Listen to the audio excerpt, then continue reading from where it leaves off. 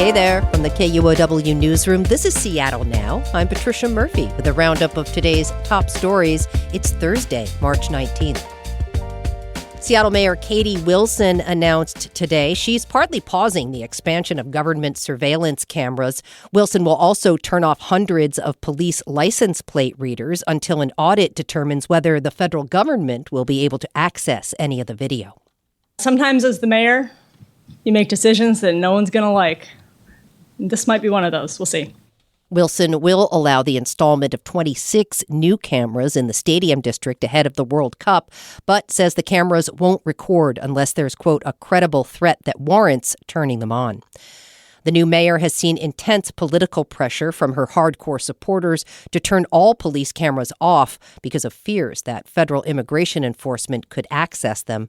On the other hand, businesses and some South End community members argue the cameras can help solve crimes.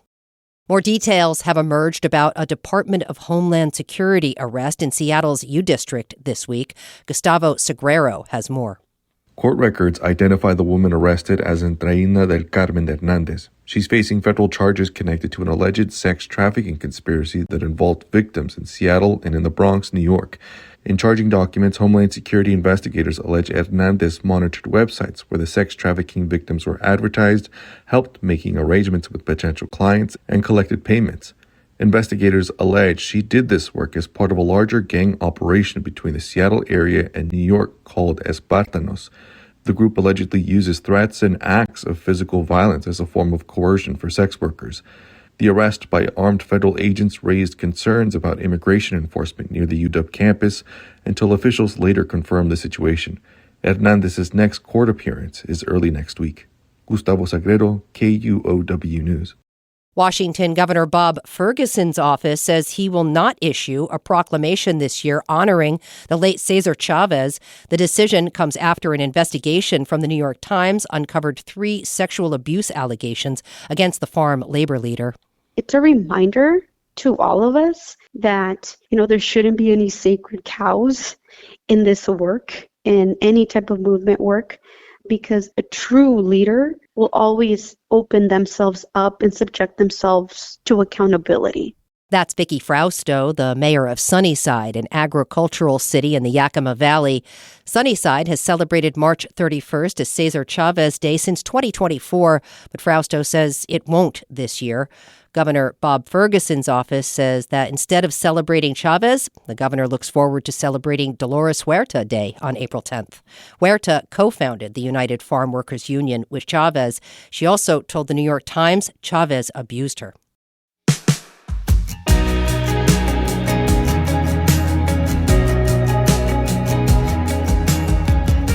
More now on the light rail funding story. Emails began flying the minute Sound Transit's meeting ended this week. Elected leaders had just learned where the agency expects to cut projects to fill a $35 billion hole.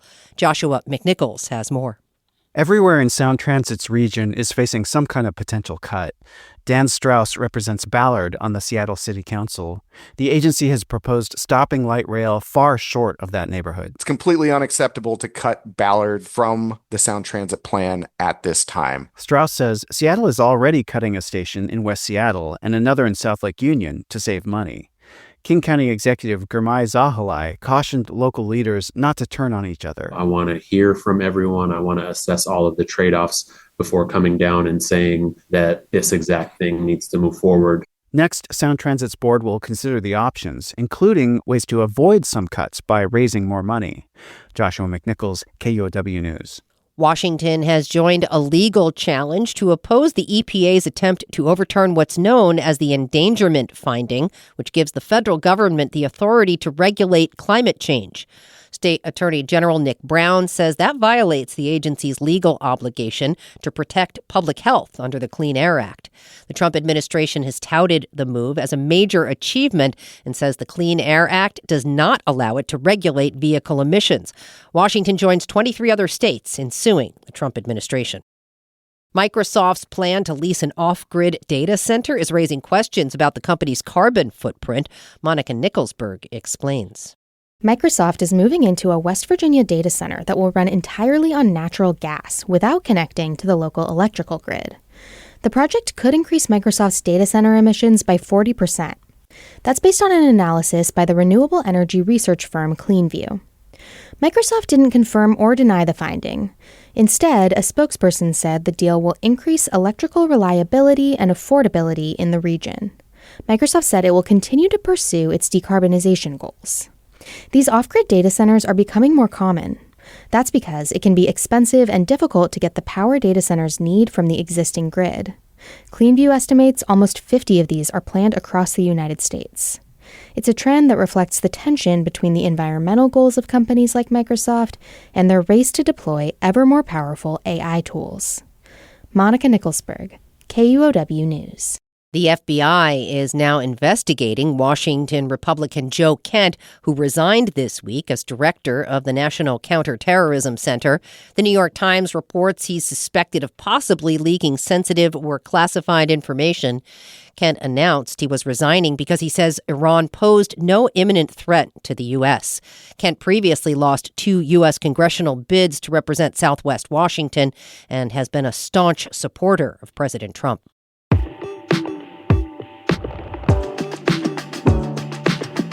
A new law will prevent Washington from taking federal benefits from some foster kids to pay for some services provided by the state. Governor Bob Ferguson signed the measure into law yesterday. It ends the years-old practice of intercepting federal survivors' benefits, disability insurance, and other payments to kids, and using them to reimburse the state. The Seattle Times reports the law covers only people in extended foster care between the ages of 18 and 21.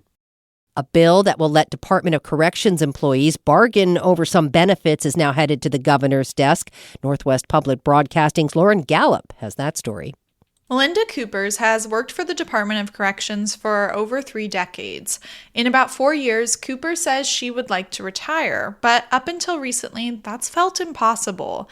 That's because if she retires before she can get Medicare, she'd have to pay out of pocket for medical insurance. The cost of health insurance to cover my husband and I is going to be cost prohibitive from 62 to 65. I don't know how we would do that. But now there's a state law that could change that. The law allows Department of Corrections employees to bargain for supplemental retirement benefits like medical plans in their labor agreements.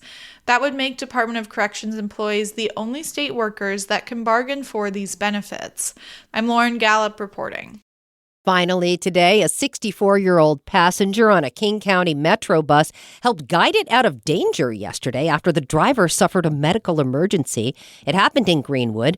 The bus crashed into 7 cars and rolled past 5 blocks before the passenger was able to bring it to a stop. They were later taken to hospitals for medical treatment and at last check were in stable condition.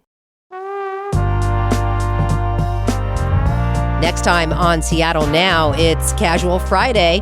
Washington State is making a stuffed marmot the face of a new anti-littering campaign because people in this state still litter a lot. We need to put more trash cans in cars, guys. This is 2026. My grandma's had one since the 90s. Or her Kleenex. Hear that and much more tomorrow morning. That's all for today from the KUOW Newsroom in Seattle. Our producer is Andy Hurst. I'm Patricia Murphy. Seattle Now and KUOW are members of the NPR network. See you soon.